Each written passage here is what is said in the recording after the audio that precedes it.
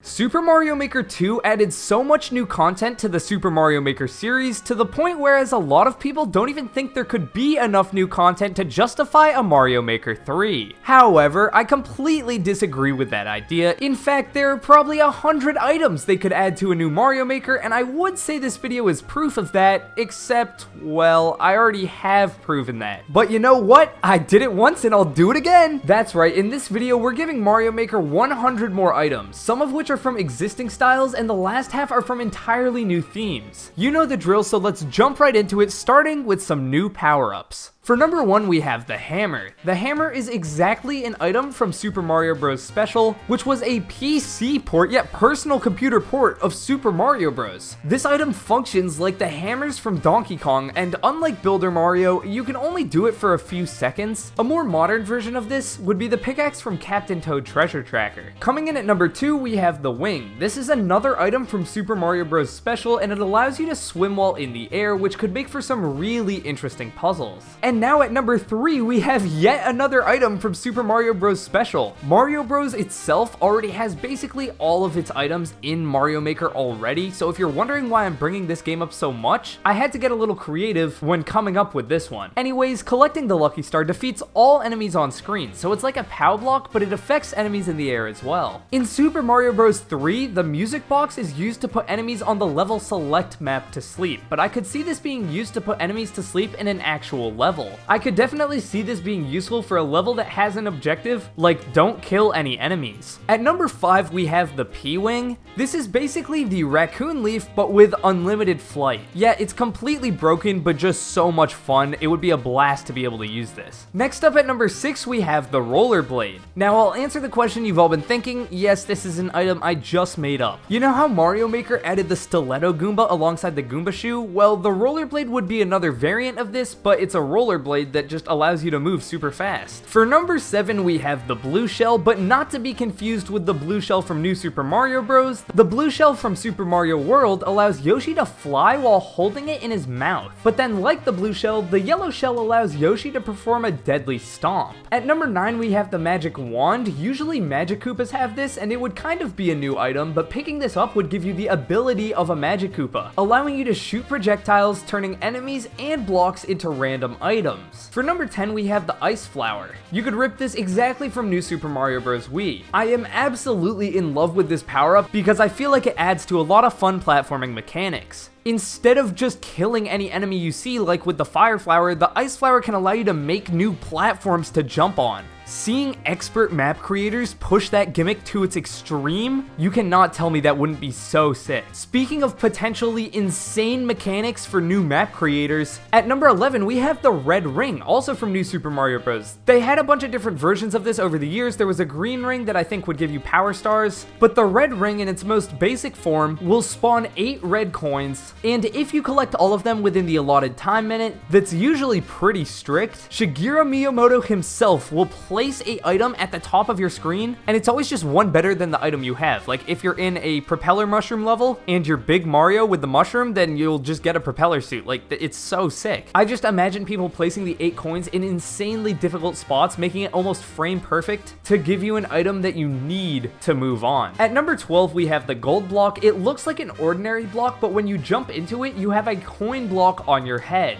This gives you extra coins for a few seconds as you run, and does anyone want to guess which game this originated from? Number 13 is the P-Acorn. This is like the P-Wing, except it gives you infinite jumps with the acorn suit. I could see this being fun for maybe a vertical level with rising lava, but all the walls have spikes on them, so you have to spam jumps to survive. Now, this is an item I don't think we need in Mario Maker. At number 14, we have the Super Crown. While it does give you a cool double jump, this item originated from New Super Mario Bros. U Deluxe, meaning it also turns you into Peachette, who is absolutely cursed yet somehow playable in Mario Kart 8 Deluxe. What? That wasn't even in the script. I just get so confused when I see her name. Like, why is she even in that game? Number 15 is the chicken suit, and you're probably wondering what the chicken suit is. Well, this was actually a scrapped item from New Super Mario Bros. Wii, and I think Mario Maker could be the perfect place to see its return. While we don't entirely know what it's supposed to do, people speculate that it would allow you to lay eggs, like in Yoshi's Island, or fly by flapping your wings. There's also a chicken Chicken Suit power-up in the legendary Starfy, which allows you to attack enemies with Bagocks.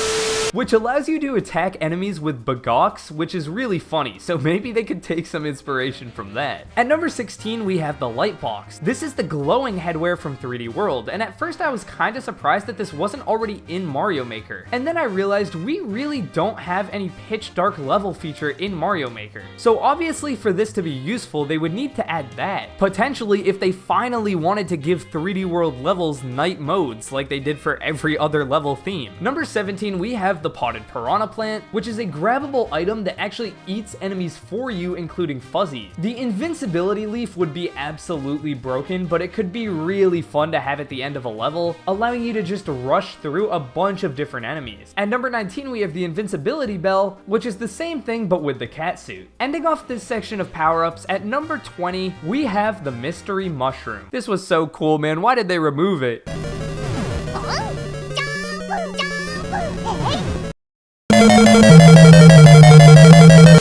Man, you could turn into anything. Look at Mario now. Yup, that's right. We're completely shameless. Seriously, if you're enjoying the content and want to see more of it, subscribing is the best way to do so, and it seriously helps us out. We're so close to 250K, and when we hit it, we're gonna post the biggest video we've ever made. To learn more about that, hit the subscribe button. Thank you. Let's get on with it. Moving on into the enemies. Now, for a couple of enemies I think would work really well in the Super Mario Bros. Style, first up, we have the Fighter Fly. These are little flies that hop around in the arcade version of Mario Bros, which you can only attack by hitting the floor underneath them. Next up, we have the Sidestepper, the crabs from that game as well, which actually speed up after they've been hit for the first time. Mini Goombas wouldn't damage you, but they'll swarm all around you, slowing you down and making it harder for you to jump. And then next up, we have the Flame Chomp. This is basically what would happen if you drag a fire flower onto a chain chomp. It could turn all red and fly around spitting fireballs out of its mouth. The spiny Cheep Cheep is exactly what it sounds like. It's a Cheep Cheep with spikes so you can't jump on it, even on land. And then sticking with the Cheep Cheeps, for number 6 we have the Porcupuffer, which is a big Cheep Cheep that just swallows you. The next enemy is Eerie. This is a dinosaur-like Boo from Super Mario World that travels up and down in unpredictable patterns. And then quickly jumping back underwater, we have the Spiked Urchins from Super Mario World. The Snailicorn is an enemy from New Super Mario Bros. That is like a Koopa, except when stomped on, it isn't defeated. It just hides in its shell temporarily. And next we have Clampy, which are the clams from New Super Mario Bros. Wii, which will wait for you to land on them before crushing you. I love that bit of risk versus reward, as you could hide items, coins, or even keys inside of them. The next enemy we have is a Stone Spike. These are spikes that instead of throwing spikes vertically, throw rocks from above you. Boo-Hemoth is a giant Boo from New Super Mario Bros. 2, which takes over half your screen and chases you. Definitely could help introduce some new bosses. And next up we have the Mecha Cheep. These are basically Mecha Koopas mixed with Cheep Cheeps, and unlike Cheep Cheeps, they're completely unaffected by fireballs. Still never understood how you're shooting fireballs at Cheep Cheeps underwater, but hey, I mean, that's Mario. The 14th enemy here is the Growl, which is the roly-poly spiky duder. The Block-a-Block is kind of an enemy mixed with terrain. It's essentially a series of bricks and blocks, but moves in various directions and can deal damage to you at the head and the base. The Wallop is an enemy from 3D Land that tracks your movement, moving alongside you to prevent you from advancing. This would be kind of the perfect enemy to introduce some new puzzles into the mix. Next we have the Inky Piranha Plant, which is a piranha plant that covers your screen entirely with ink. Well, not entirely, think of the blooper from Mario Kart. Number 18 is Taifu. It blows things around. There are a bunch of cool puzzles you could introduce if this were able to like blow boxes. And for number 19, we have the Rabbits. I'm not entirely sure if this is an enemy per se, but in 3D World, the Rabbits function a lot like Mips from Super Mario 64, and once you tag them, you're rewarded with an item or even a star. This could be sick in Mario Maker, and I could definitely imagine building little mazes that you'll have to chase the rabbit around because maybe they have a pink coin and you need to unlock a door. Come to think of it, those little rabbits are always stealing important keys or coins, so yeah, it's completely fair of me to put this thing in the enemy section, don't question it. But to end off the enemy section, we have Dry Bowser. Dry Bowser is one of the sickest bosses from the Mario series, and aside from looking cooler than Bowser, he can also survive lava and will throw bones at you. Moving on to the Gizmos, at first we have the Light Raft. This is the raft from New Super Mario Bros. Wii with a controllable light. Like the light box, it would only really be useful if the dark theme was added. Next we have the spinner, which is a ball and chain that swings back and forth. The hidden track would be such a cool item in Mario Kart. Like hidden blocks, these are invisible to the player, but they're also just tracks that can determine the path of enemies and objects. Next we have the spine coaster, which is like the skull raft that's already in Mario Maker, but much longer, so there's more room to platform around. This was used in one of my favorite levels from New Super Mario Bros. Wii. Rounding out the gizmos, we have a bouncy ball. This is just Lemmy's bouncing balls, but as an item. Next for new terrain, this one's kind of hard because I feel like we have pretty much all the terrain, but we did come up with 5 ideas. The first one being a tightrope from New Super Mario Bros. These are useful especially because you can get a higher jump with them. The next terrain we want is the ramp from Super Mario World because it allows you to run on walls. That is sick. Next is the invisible path. Like in 3D World, it's this terrain that only becomes visible when it's touched. So this could make for some absolutely devious troll levels. The next thing of terrain, screw it, let's just give him a loop-de-loop like Sonic. If we're already adding in the ramp, then hey, yeah, fine, loop-de-loop. Maybe you need a certain amount of speed to do it. So if this was actually in the 3D World theme, it would kind of work, because if you needed to get enough speed from the speed boost panels to do it, I don't know, I think a loop-de-loop could actually fit. It would be a first for the Mario series though. Next we have the sidestepping platforms. These are platforms that you can only carefully move across, first introduced in the rock world of New Super Mario Bros. DS. Moving on to some items that don't really make sense for existing themes, I wanted to cover some themes that weren't in the first video, so these are all completely original themes. First up, we have Super Mario Land. This game is honestly kind of a demake of the original Super Mario Bros. Since it was made for the Game Boy. However, it also has a surprising amount of unique items. Number 1 is the Sky Pop. This is the plane Mario flies around in, and it can actually shoot. It's pretty much like the plane levels from Cuphead, if anyone's played that. And then next we have the Marine Pop. This is basically a submarine version of that. It's just underwater. Next up we have the Bombshell Koopa. In that game, there were Koopas with exploding shells. Realistically though, this would just replace the normal Koopas for this theme. Bun Bun is a bee that drops spears at you from above. And Torion are fish that are like Cheep Cheeps, but way faster. These would work best in Marine Pop levels because even though you're in a submarine, you would still need to react quickly when you see one of them. The Rokatin, I think is how you pronounce it, are fighter jets similar to the Sky Pop, and they also shoot rockets at you. Now, a boulder could be considered terrain or an enemy, but in Super Mario Land, these are basically just round platforms that bounce around, but if you get hit by them, they also deal damage. The Gao enemies are sphinxes that breathe fire at you, sort of like statues of Bowser. Moving on to some bosses, we have King Tatomisu, which is one of the main bosses from Super Mario Land. He's basically just a giant version of a Gao that also takes much more damage to defeat, and then ending off Super Mario Land, we have Tatanga. Tatanga's the main antagonist from Super Mario Land who flies in a spaceship and shoots bombs at you. However, while Super Mario Land was kind of tough to come up with 10 new items, we did not have that same problem with Super Mario Land 2. I can imagine this being a much more useful theme, as it took a lot of inspiration from Super Mario World and just had way more content than Super Mario Land overall, including one of the most interesting Mario power-ups that we've never seen return, the Magic Carrot. The Magic Carrot allows you to turn into a rabbit and hover in the air by pressing the jump button. Admittedly, this power-up would probably need to be nerfed because it pretty much has no latency, so you can just stay in the air indefinitely if you mash hard enough. Number 2 is the Fiery Block. These are blocks that can be only destroyed by Fire Mario. They're basically just like ice blocks, except obviously they're not slippery. Next is a Soap Bubble, that are the floating bubbles that allow you to swim in the air. We actually saw something similar in New Super Mario Bros. Wii, which was one of my favorite levels from that game. In Super Mario Land 2, hitting the bonus bell, which is a bonus found near the end of a level, leads you to a minigame where you can unlock items, but I imagine in Super Mario Maker, it would give you a 1-up or maybe a few 1-ups. The Ant are simple enemies that walk back and forth and damage you when touched, but there's tons of different variants like the Garantos that dig up rocks and shoot them at you. Bopping Toadies are little frogs that jump around and attack you with their tongues, kind of like Yoshi if he hated you. Bomu Bomu is a pig that can shoot cannonballs out of its snout, kind of like Birdo. Super Mario Land 2 is insane. The first boss you fight in Super Mario Land 2 is Big Bird. Yes, Big Bird, and that's definitely not the only reason I want him in this game. The Octopus is another major boss from Land 2. It will swim around you and attack you with its babies, and it's defeated by jumping on its head several times. Shocker. Seeing Wario in Super Mario Maker would be absolutely sick, and since he's the main antagonist in Super Mario Land 2, he would absolutely need to come with this theme. In Super Mario Land 2, he could actually use the Magic Carrot, so pairing him up with that item would have to give him the same abilities. A Super Mario Sunshine theme could be really interesting, and definitely would have to incorporate Flood. I don't actually think Flood would be an item, but rather I think it would probably be something you choose to give Mario depending on the level, So you could basically have FLUDD using or FLUDDless levels. Maybe you could even have a level that starts with FLUDD, but there's a secret area where you can't use FLUDD, just like the secret levels in Super Mario Sunshine. Of course, it would have to come with Mario's moveset from Sunshine, allowing you to dive, spin, wall kick, etc. In terms of items though, to make FLUDD actually useful, aside from just the hover nozzle, there would need to be some sort of goop terrain, and I imagine like in Sunshine there'd be a variety here, from the fiery burning goop to the electric goop that shocks you. While Sunshine doesn't use traditional power-ups, the game does have additional nozzles that could replace power-ups for a Super Mario Sunshine theme, such as the rocket nozzle, which allows you to launch yourself really high in the air, and the turbo nozzle, which just sends you flying. Assuming Yoshi is in this theme, the fruit would allow him to change colors and function like the spray nozzle, while also being able to destroy the orange goop like in Mario Sunshine. At number 5, we have the Chucksters. While these are really annoying in Sunshine, I think they could be really fun in Super Mario Maker, especially since this game is 2D, so there would inherently be less opportunity to miss your timing. Strollin' Stews are basically Sunshine's take on Goombas, but once sprayed they flip over, and there's also a flying variant. Block Boos are boos that turn into platforms when sprayed by FLUDD. These are used in several puzzles in Mario Sunshine, and the same would absolutely be true in Mario Maker. Cataquacks are enemies that don't damage you but do launch you in the air, which can be either extremely helpful or annoying depending on the context. The Chain Chomplet is a Chain Chomp pup that's on fire, but once you put it out with FLUDD, you can defeat them by grabbing their tails, pulling them, and launching them into the distance. Any enemy that makes FLUDD more useful just makes sense because it would make this theme stand out more overall. Ending off Sunshine, the Gooper Blooper is the best boss fight in that game. It's a must-have in Mario Maker. Even though Bowser's Fury has some really interesting level design and new mechanics, realistically, a Bowser's Fury theme could just be incorporated in the 3D world style. But perhaps with Fury Bowser added, the mechanic could justify entirely being its own theme, so I guess that's the first new item to talk about. I think Fury Bowser would be twofold, because he could either just be used in the background shooting fire at you, shooting fire at blocks, and just creating chaos overall, or he could be used in an actual boss fight, just like in Bowser's Fury. And of course, if Fury Bowser is added, we would need to see the ultimate counter to it, the Giga Bell. This is basically a mix of the Mega Mushroom and the cat suit, and it's awesome, especially in the Fury Bowser boss fight. The stakes would just function as platforms, but if you have the Giga Bell, you would be able to pick them up and throw them at Fury Bowser, again, just like in Bowser's Fury. We would have to add in the kittens. Picking them up and taking them to their mother usually gives you a cat shine, but since a cat shine would probably just be this theme's version of like a flagpole, taking all the kittens to the mom cat could just give you a power-up or a one-up instead. The slingshot is a pole that you can climb to the top of, and then by pulling back, you can launch yourself across the screen. The windmill is a spinning platform you can jump on. In Bowser's Fury, these are really tall and require a propeller box to jump on, but in Mario Maker, you could just drag down the size. Collecting 5 cat shine shards would give you a cat shine, thus ending the level. And these Fury blocks are blocks that can only be broken by Fury Bowser. Cages are like the locked doors, they take a key to unlock, but they don't take you to another area, and you can also see what's in them. So if there's a power-up, you'll know that you actually want it versus it being some kind of troll, like a portal to your own death. Lastly, we have seagulls. In Bowser's Fury, these pretty much do nothing except fly away when you approach them, but I actually think these could be really useful for puzzles. For instance, you could place a seagull on a block that has a power-up, or if there's an invisible path, putting a seagull on top would actually show that there's some ground here. This obviously wouldn't be the most interesting item, but I think it would make for some creative and really funny moments. That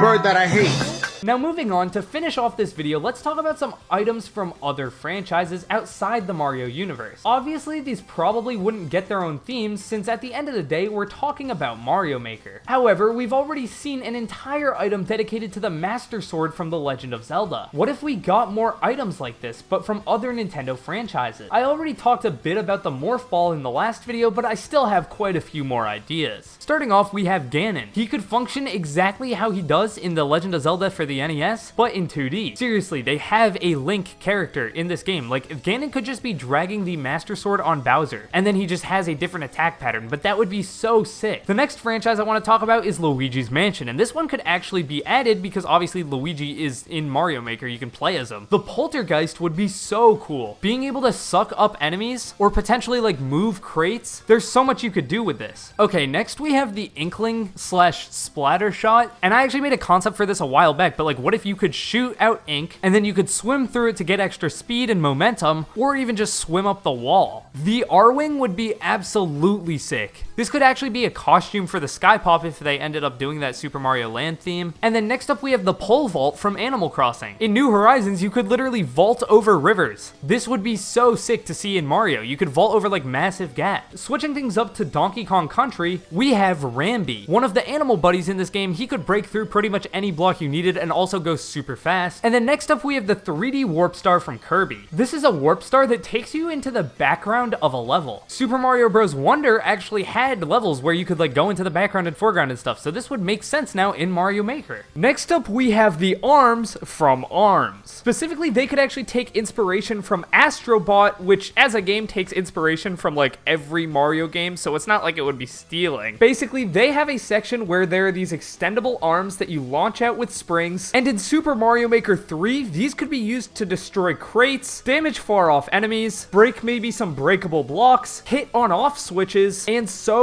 much more. ARMS is kind of a forgotten game, so being able to memorialize it in Super Mario Maker 3 would be kind of a good way to honor its legacy, if its legacy even deserves to be honored. Let me know down in the comments below. Next, we have another vehicle, that being the iconic Blue Falcon from F-Zero. If you want to talk about this breaking canon, it's in Mario Kart, so no. And lastly, we have the fire-resistant suit from Pikmin. It lets you walk through flames or potentially even lava. With that, we've made it through this video of 100 new items for Super Mario Maker 2, 3, whatever. I just think these would be sick to be able to be used making our own items. Let me know if you agree down in the comments below. And again, make sure to hit the subscribe button if you enjoyed the content. Check the video out on screen right now too, it's a banger. I'll see you guys in the next one. Peace.